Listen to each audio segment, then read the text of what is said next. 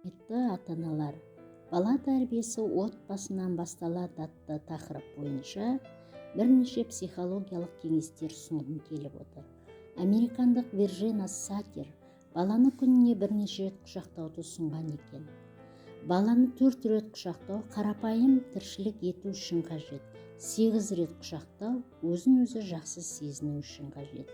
Ал баланы интеллектуалдық жағынан дамысын десек 12 рет құшақтауымыз керек екен. Баланы жиі құшақтауды әдетке айналдырыңыз.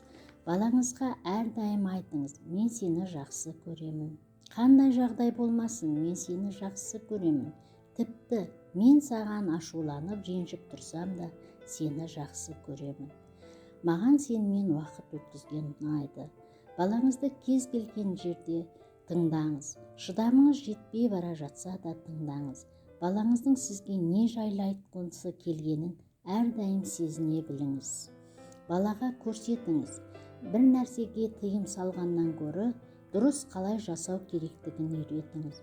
Отбасыңыздағы үлкенге, кішіге деген құрметті, өз-өзіне деген құрметтің маңыздылығын үйретіңіз. Балаға уақыт бөліңіз. Бірлескен еңбекке, бірге қыдыруға, балаңыздың іс-әрекетін бағалауға, балаңызға деген мейіріміңізді шектемеңіз. Бала біздің болашағымыз.